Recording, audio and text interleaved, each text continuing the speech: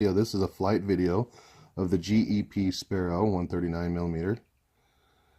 And this video is just about basically the maiden flight and getting the parameters and the PIDs and stuff tuned up, the rates, the super rates, any expo, which I normally don't use any expo in my copters. So what I'm doing here is I'm just getting used to how the copter flies, how the motors produce power, because it is different than the Atom V2 that I've been flying since May. I have hundreds of packs through the Atom V2, and so jumping into another copter is way different. You're not used to, I'm not used to how it performs. Plus, I don't have it fully set up. I don't have it fully tuned here.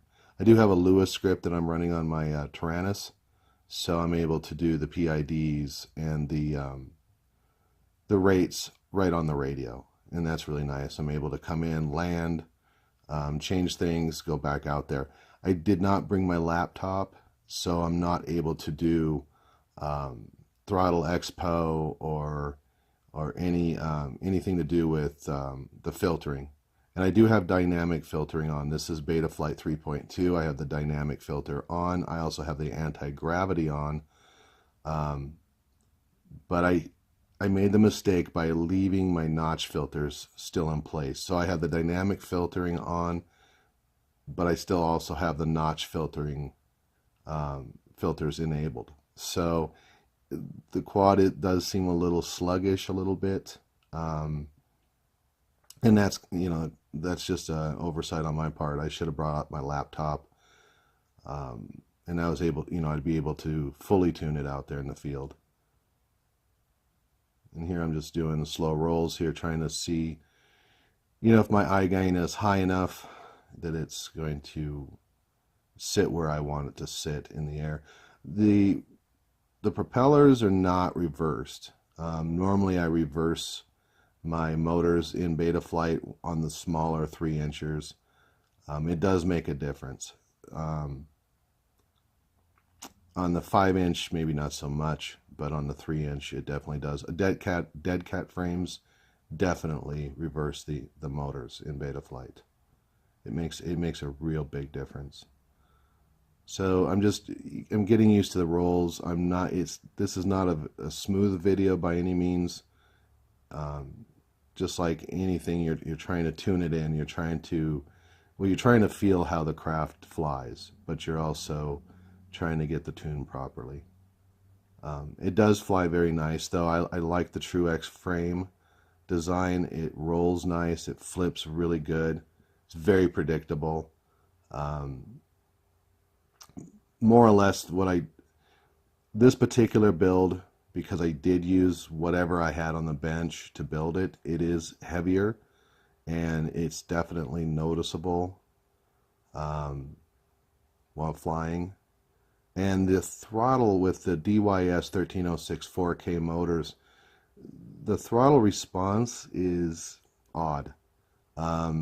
It's not what I'm used to. It's almost like 50% stick, it's at a nice hover, but there's a little bit above that. It seems to be like a little bit of a switch there, where it's all of a sudden they're just on. I mean, there's a big notch there. There's a big jump there for some reason, and because I didn't have the laptop, I couldn't really tune that out using any kind of throttle expo or anything like that. So I just kind of had to tolerate it and do the best that I can with dealing with the throttle. That particular tree I just flew past, I actually wrecked into, which I'll show at the end of the video. I'll show some of the wrecks. Did some real spectacular wrecks with this frame, and not a scratch. Nothing got broke. Not even the little plastic antenna tubes for the radio transmitter, they didn't even break, and I was really surprised at that. I didn't think those were going to last. I thought they would last a half a pack. I'd wreck and they'd end up breaking in half, and they didn't.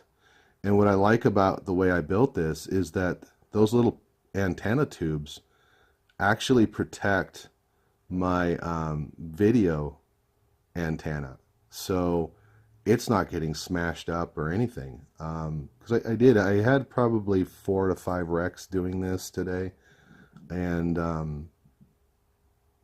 yeah, I didn't bend anything, I didn't break anything, I didn't scratch anything, um, didn't even bend a propeller. Of course, I'm running the Lumiere props on here, and those are some of the strongest props I have ever seen. I mean, they put up with an incredible amount of abuse.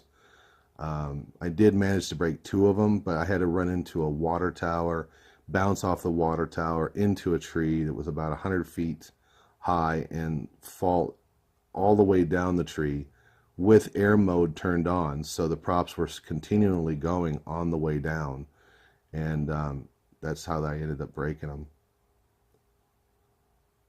So I'm just shooting in here.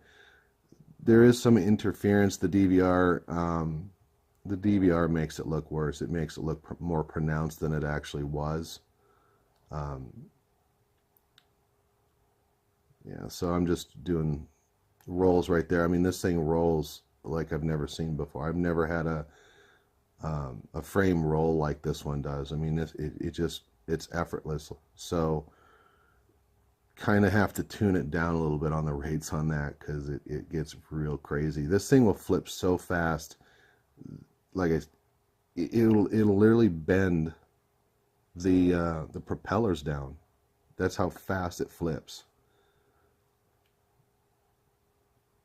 In there, I'm shooting down that little pathway behind the trees, and once again trying to see how the video transmitter does. It does really well. It's a Unify Pro, so I think we would expect it to do well. I do get quite a bit of more interference, though. I will say that I do get more interference than I did with the HGLC 4-in-1 and its video transmitter. But then again, I am running a different antenna than I was on my Atom. My Atom was just running a dipole antenna, so I'm going to pick up 2 dB gain on that. This is a cloverleaf. It's a pretty good little cloverleaf, but I don't think it's as tuned as it probably should be. And I didn't do anything with the channels, so I didn't change channels on this. So I really can't blame the Unify Pro. It's always been a solid piece of equipment.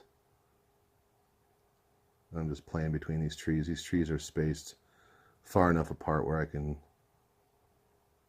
just play around with it. So nothing really haul ass here, nothing real crazy. Just basically this was just getting used to what I can do with this and what I can't, how things are tuned up, or I'm sorry, how things are tuned in. It does roll real nice. I have quite a bit of shudders, though, probably because I don't have the motors reversed. But the yaw, it shudders.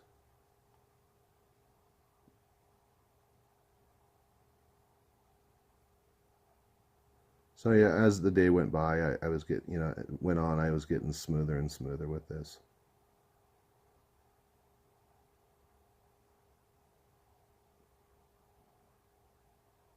Much smoother. This was towards the end of the day, actually. I think I had it tuned in very nicely. But like I said, the dynamic filtering was turned on and the notch filters were still turned on. So the motors are soft mounted on this build, and so is the ESC and FC.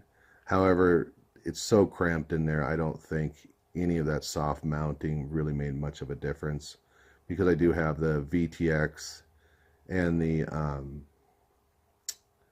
I was almost getting stung by a bee here, so I turned it into stabilized mode to get the bee off me, and I went back into acro.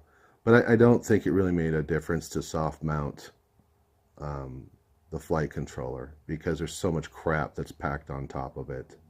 So any vibrations from the motor is going to transfer through the frame, through the uprights, and through all the crap that's sitting on top of the FC into the FC and the gyros. So that's the video. Hopefully you enjoyed it. If you did enjoy it, make sure to give me a thumbs up. I would appreciate that. Or, you know, if you see any things you'd like to see improved, please leave in the comments below. And I think this is a really good frame for anyone who's looking into it, who's maybe on the fence. I think it's a fantastic frame, and God Heli RC has them in stock. It's fast shipping in the continental United States. The lower 48, you're looking about 2 to 3 days is all. They get them right out. So thank you very much for watching, and enjoy these crash videos. I think wouldn't be dumb thumbs without crash videos. So this one right here, I just came down, wasn't paying attention, bam. Pretty much it on that. Didn't scratch anything, didn't hurt anything. Those metal uprights really help out. This one here, I got lost, came down, smashed on the bottom, and then it uprighted itself. This is just a little crash here from trying to come in for a landing. This one here is really good. This one, I came down too low, caught an arm. It literally bounced up about 8 feet into a tree in that bush right there, and then tumbled down. Nothing broken, nothing bent. So thank you very much for watching.